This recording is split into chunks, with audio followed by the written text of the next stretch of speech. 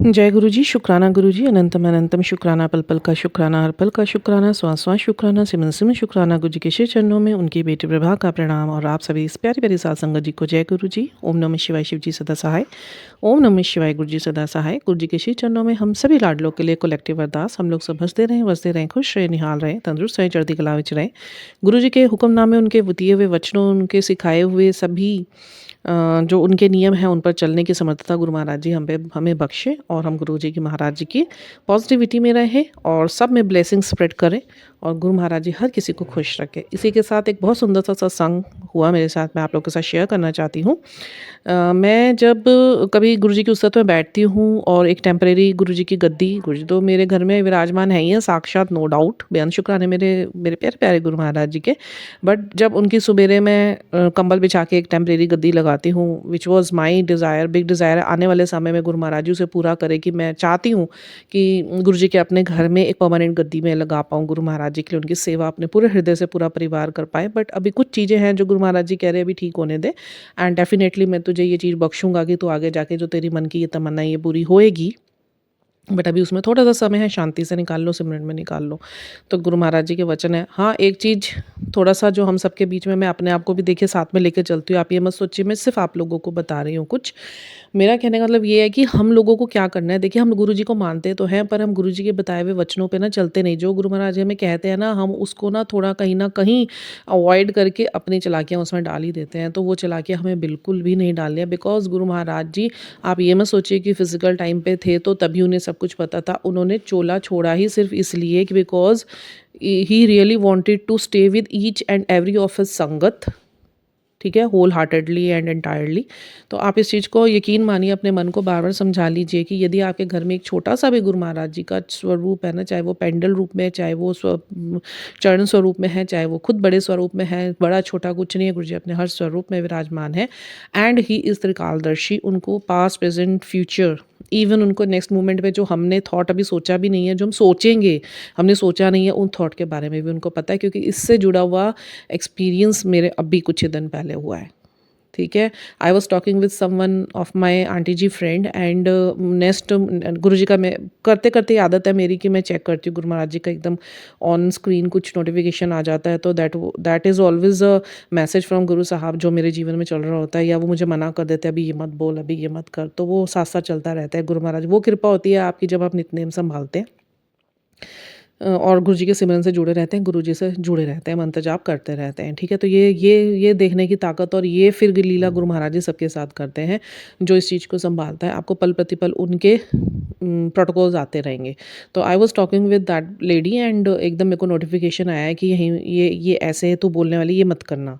And it वो अभी मैंने सोचा भी नहीं था और नेक्स्ट मोमेंट पे उन्होंने कोई बात करी और उसका जवाब मुझे वही देना था। Then I change my answer.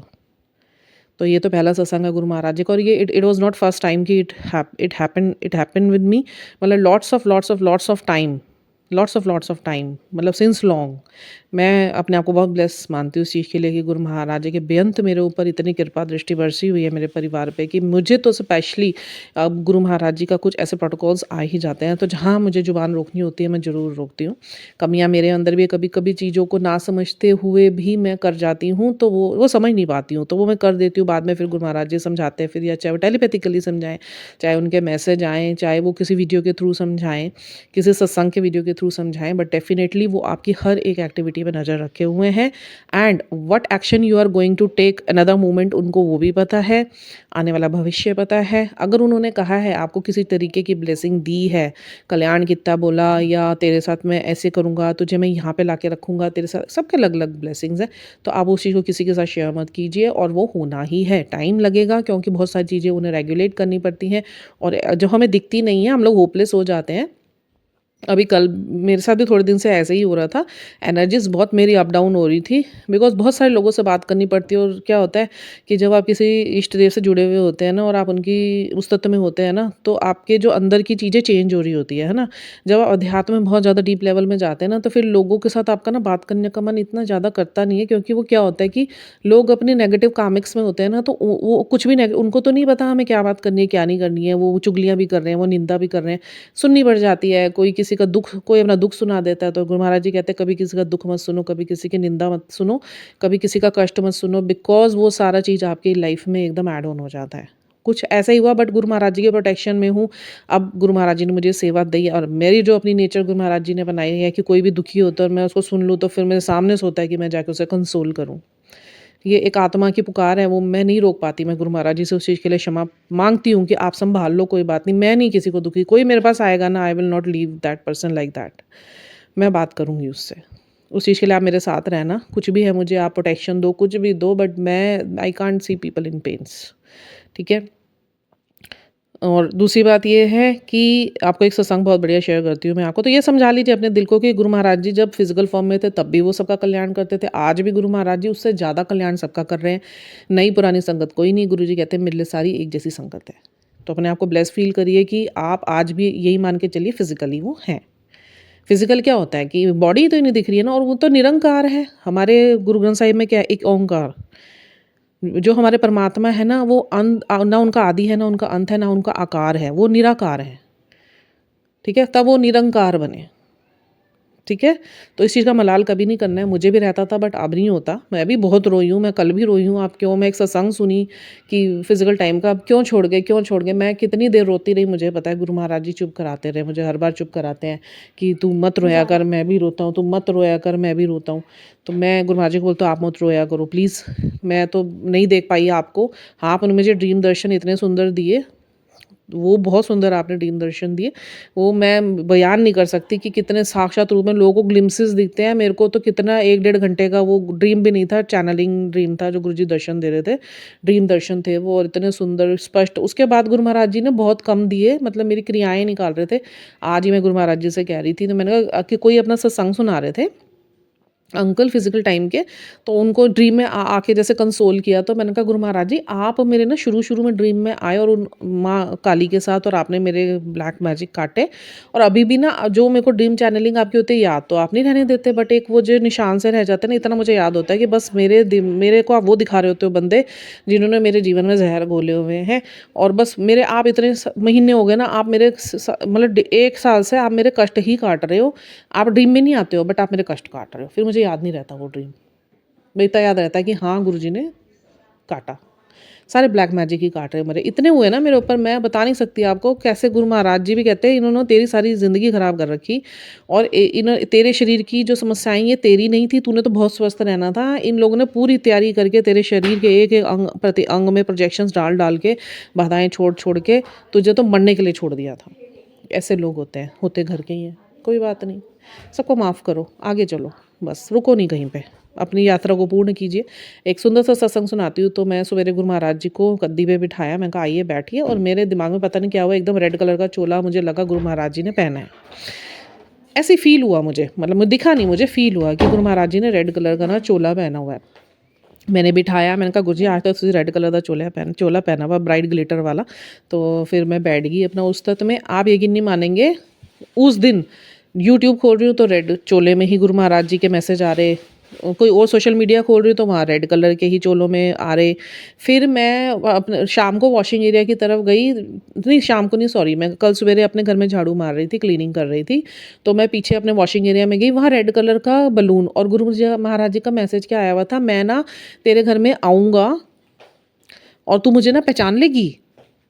और फिर मेरे दिमाग में सारी चीज़ें कोरिलेट हो गई कि सवेरे रेड चोले में गुरुजी ने मुझे अपनी एक ऐसी बात, एक भाव दिखाया कि पहना हुआ है विजुअलाइजेशन में। एंड उसके बाद सारा दिन गुरु महाराज जी ने मुझे, सारा दिन क्या मतलब आज दूसरा तीसरा दिन है, रेड चोले में ही गुरु महाराज जी के मैसेजेस आ रहे हैं मुझे। तो बेहद शुक्राने मेरे गुरु महाराज जी के। ये आज नहीं, आज से बहुत बार पहले भी ऐसे ही हुआ है कि जब मुझे भाव लगा कि आज ये पहना हुआ है, और वो ही बड़े मंदिर में कलर चढ़ा रखा होता था, कलर का चोला चढ़ा रखा होता था।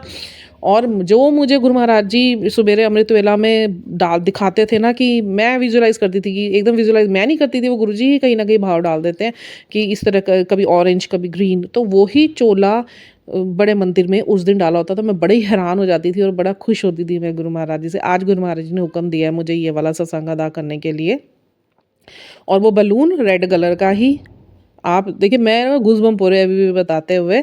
उस दिन साधु रूप में आए, ब्लैक चोला बोला तो वो साधु जी ब्लैक चोले में ही थे और जित कितने उन्होंने भई डिवाइन रूप में, कितने चमत्कारिक रूप में कैसे मेरे से उन्होंने चप्पल उतार के और इतने भाव से, इतनी श्रद्धा से, इतनी विनम्रता से, ओहो! मैं बता नहीं सकती मेरे अभी तक ऐसे अंदर से सिरहन नहीं उठ रही हैं। मेरे गुरु महाराज जी बहुत प्यारे हैं और जब आप कभी होपलेस होने लगते हैं ना, तो हमारे प्यारे गुरु महाराज जी को सब पता है। देखिए हम लोग ना अपनी तरफ से 10 में से 2 चीज़ें ना उनकी समझ के सोच लेते हैं जो हमारी गलती होती है, बट वो गलती होती नहीं, हमसे करवाई जाती है ताकि हमें उस गलती के बारे में वो समझा सकें, बता सकें, उस चीज़ से आगे हमें ले जा सकें, मूव ऑन कर सकें हम, ताकि अपनी उन गलतियों से मूव ऑन कर सकें। तो कभी भी इस चीज़ का मलाल मत करिए, गुरुजी ने ही सब कुछ रेगुलेट करना है, बट हाँ, एक चीज़ का हमेशा ध्यान रखना है, भलाई। आपके हर थॉट के पीछे भलाई होनी चाहिए। इसके लिए मैं अलग से वीडियो बनाऊँगी और बहुत सुंदर गुरु महाराज जी ने मुझे साखी सुनवाई है रिंकूवीर जी से, बहुत-बहुत शुक्राने रिंकूवीर जी के भी। और जिस चीज़ की दुविधा मेरी सबसे ज़्यादा होती है ना, सबसे बड़ी बात सत्संग गुरुजी का देखने का आपको मैं बताऊँ ना, मिरेकलस चीज़ है ये मेरी लाइफ में। उस दिन मैं कितना स्क्रॉल करती हूँ, मेरे को जब जहाँ मेरा दिल ठहरता है ना, मैं कम से कम नहीं तो कितनी बार 1-2 मिनट स्क्रॉल करती रहती हूँ कि मुझको ना बहुत अच्छी सी सुंदर सा गुरुजी कुछ सुना दो। और शुरू-शुरू के जो आते हैं, आप देखिए गुरु महाराज जी मुझे वहीं तक पहुँचाते हैं जिस चीज़ को उन्होंने मेरे जवाब देना होता है। कीर्तन साखी के रूप में और जो रोका मैंने, भई कल मैं पागल हो रही थी, मैं आपको सच बताऊँ, I was feeling so much of low and hopeless. क्योंकि चीज़ें होती है ना, जब आप एक लेवल अप करना होता है गुरु महाराज जी ने और कुछ सिखाना होता है आपको कुछ नया, कि यहाँ तक तेरे मुझे सिखा दिया, मैं तुझे आगे का सिखाऊँगा, तो वो फिर चीज़ ना गुरु महाराज जी ऐसे रेगुलेट करते हैं। एंड ये तो लिखी हुई डेफ़िनेट बात है कि जब मैं किसी दुविधा में होती हूँ ना, या मेरा कभी-कभी ऐसे अंदर से लगता है कि पता नहीं कनेक्शन वीक तो नहीं हो रहा है, बट वो वीक नहीं हो रहा होता। वो एक पुश होता है गुरु महाराज जी का कि वो मुझे पहले उस चीज़ में डालते हैं, फिर उस चीज़ से बाहर निकालने के लिए मुझे ऐसी चीज़ सामने लाके खड़ी कर देते हैं कि फिर मेरे सारे डाउट्स क्लियर हो जाते हैं। तो इफ बट्स का तो मतलब है नहीं। गुरु महाराज जी ने जिसको जो आशीर्वाद दिए ना, उन्होंने बोला है वो ज़रूर पूरा होगा। रेगुलेशन उनका वो हम नहीं जान सकते, हम सिर्फ़ अरदास कर सकते हैं, उनसे जुड़ के रह सकते हैं। सबसे बड़ा अच्छा तरीका यही है, बस शांत रहो, वक़्त को शांति से निकालो। अगर किसी का नहीं भी सही चल रहा है पर गुरु महाराज से जुड़ा हुआ है तो यकीन रखिए, आज नहीं तो कल पीठ पीठ डिवाइन्स के काम ब्रह्मांड में चल रहे होते हैं। आप ये मत सोचिए कि गुरुजी कुछ कर नहीं रहे, वो आपके जो काँटों को है वो फूल बना रहे होते हैं। तो जब तक का थोड़ा-सा शांति से समय निकालिए, सिमरन में निकालिए। किसी चीज़ की लालच मत रखिए कि मेरे साथ ये नहीं हो रहा, मेरे को ये नहीं मिल रहा है। वो इतना छोटा मत गुरु महाराज जी को करिए। प्लीज़ गुरु महाराज जी से जुड़े रहिए और सबको ब्लेसिंग्स दीजिए, मुझे भी दीजिए, मुझे भी बहुत ज़रूरत होती है। मैं ऐसा नहीं है कि मुझे मेरे साथ गुरुजी कहते हैं अगर आपको संगत की ब्लेसिंग मिल जाए ना, भगवान से भी बड़ी ब्लेसिंग है वो, तो प्लीज़ मुझे भी ब्लेसिंग दीजिए।